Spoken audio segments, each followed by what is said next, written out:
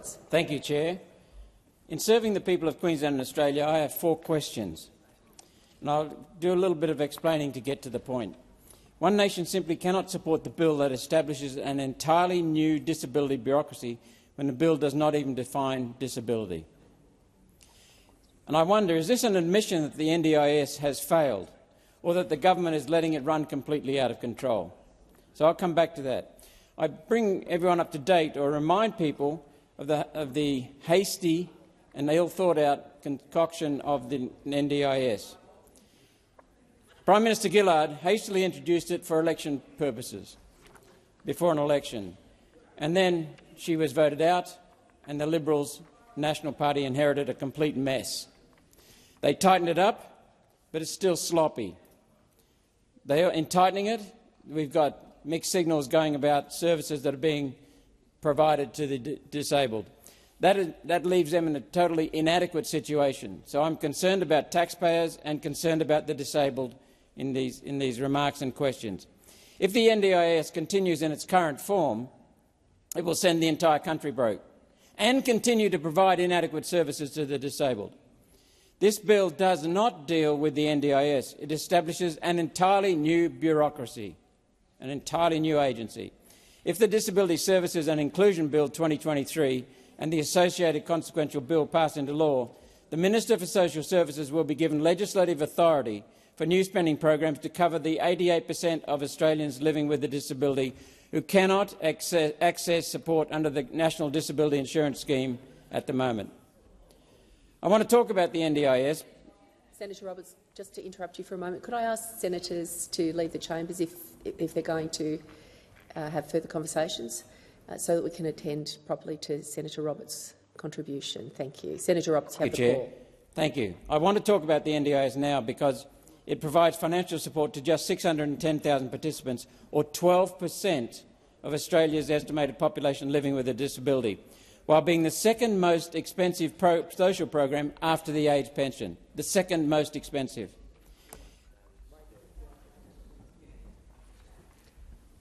Please continue. The annual running costs in the year ending June 30, 2023 were $38.8 billion, 26% higher than Medicare on $30.8 billion, 40% higher than aged care on $27.7 billion, and 40% higher than the support for state government hospitals, $27.3 billion. Minister Bill Shorten expects the annual running cost in 2026 to be $50 billion, making it almost double what is spent on state government hospitals. NDIS is unsustainable at these levels and will not be able to provide services for the disabled properly. I'm not going to sign a blank cheque for any government. I won't be giving the government more spending power until I need to know how taxpayer money goes to those to whom it is intended, and many of the disabled are not getting the services necessary. Like many Australians, I've worked hard to bring up my children and to pay my taxes. Every tax dollar that the NDIS wastes is a dollar that is not spent on health, education and keeping us safe.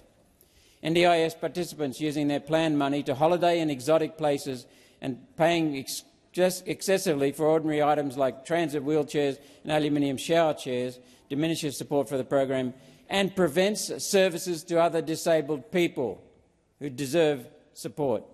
Until I'm satisfied the Labor government can manage their departments, I'm not going to give them any more spending power. The Auditor-General investigated decision-making in the NDIA, the agency, between 1 July 2016 and 31 March 2017 as part of his report into decision-making controls for sustainability National Disability Insurance Scheme access. In one group of 150 cases that were reviewed, the decision-maker's name was not recorded in 42 cases, not recorded. And in another 18 of the 150 cases, there was no record of the reasons for the decision. That's not accountability for taxpayers' money. In a review of another 1,339 cases, 13%, that's 1 in 7 almost, did not have sufficient evidence to support decisions to give lifetime support under the NDIS Act 2013. These findings in 2017 led to the Auditor-General making a number of recommendations. 7 of the 9 recommendations made in relation to improved decision-making controls and fraud controls were not fully implemented by the time the Auditor-General investigated the NDIA again last year. Despite the history of approving access to the NDIS, without lawful authority, senior bureaucrats in the NDIA agency will not make sure all delegates are trained. Of the 1,147 NDIA planners employed by the NDIA on the 30th of June 2020, only 73%, under three-quarters, of them had been trained to spend billions of hard-earned taxpayer money. No wonder the NDIA costs cannot be controlled. Not only does the government need to show me it can manage the NDIA in accordance with the law passed in this chamber, but it also needs to deal with the demand shock created by the introduction of the NDIS. The sudden high demand created by the tsunami of money in NDIS participant plans has caused the cost of seeing an occupational therapist, a speech therapist, psychologist and others skyrocket. NDIS is more generous than the Department of Veteran Affairs or Aged Care, and that leads to inequality. That should not be the case. It's a mess. It's time the government aligned the price it pays for the same service across different government programs. Anyone can apply for a participant package under the National Disability Insurance Scheme Act 2013, but only people with a disability who meet the age, residency requirements, disability requirements can support is reasonable and necessary are intended to get support for a lifetime. As I've already said, it's a lottery at the moment because decision-making is so poor in the National Disability Insurance Agency.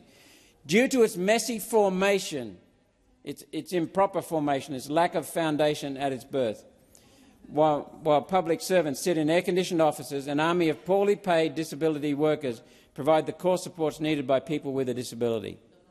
Disability workers are poorly paid, trapped in a system with little job security or prospects, and often working with questionable service agencies. Their employers are small businesses which often have no relevant experience and are unable to provide training or support in what can be confronting and stressful situations. No wonder there's a shortage of disability workers right now. I want to see all National Disability Insurance Agency plans de-identified and made public. Australians need to know what is being funded. They're the ultimate payers for this service. Employing a qualified chef to teach someone how to cook at home is a luxury that we cannot afford. Prior to NDIS, it was estimated families provided 80% of the support for a person with a disability and the government provided 20%. The introduction of the NDIS was to shift some, but not all, responsibility to government, with families providing 60% of the support and the government providing the remaining 40%. We don't know much, Minister, about the level of family support provided today, but we do know only 30% of all plans are managed, fully or partially, by the participant or their family, which suggests the government is taking on far more responsibility than was ever planned. Participant-managed plans account for 30% of the number of plans, but just 12% of the NDIS budget. These budgets are spent but not overspent. Another 60% of plans are managed by someone other than the participant or their family, and these managed plans account for 46% of the NDIS, 4 times as much. The remaining 10% of NDIS plans are NDIA managed, and they account for 42% of the NDIS budget. The NDIA consistently underspend these plans. Why? Until I see lawful, responsible and effective spending by the National Disability Insurance Agency, I will not be going to support any new spending power by government. One Nation supports disability services, yet they have to be sustainable for the Australian taxpayer, or there will be no services in the future, Minister, and they won't be fit for the disabled. Spending on the NDIS will outstrip all of Medicare services, There is billions of dollars in fraud currently happening in the NDIS that the government has done next to nothing to stop. So we'll be opposing this bill until the government can prove it is running the NDIS in a way that isn't going to send the country broke. And I'll go back to my opening question, Minister, for my first question. Is this new legislation an admission that the NDIS has failed, or that the government is letting it run completely out of control? Minister. No, and this bill is not about the NDIS. Senator Roberts. Are we setting up a duplicate and parallel bureaucracy when we can't even rein in the first one? Minister. We're not. Senator Roberts. Will be required to implement this bill. Minister. There's no funding attached to this bill. Senator Roberts. It is already in a deficit. Where is the money coming from to pay for this parallel disability system? Minister. Already provides support and services outside the NDIS. Will you do a root and branch review to assess the basic NDIA design and intent and strategy? Minister. There's work being led by National Cabinet in relation to reform to the NDIS, and that work will proceed at First Minister level. Senator Roberts. Thank you, Chair. Could you give me some details on that, Minister? Because it's the taxpayer and the disabled who need to be treated with respect here. Minister. Thank you. There's communiques that are issued outside of National Cabinet. There's also the work that's been done under the NDIS review, and I think that information and parts of that, including the terms of reference, are publicly available.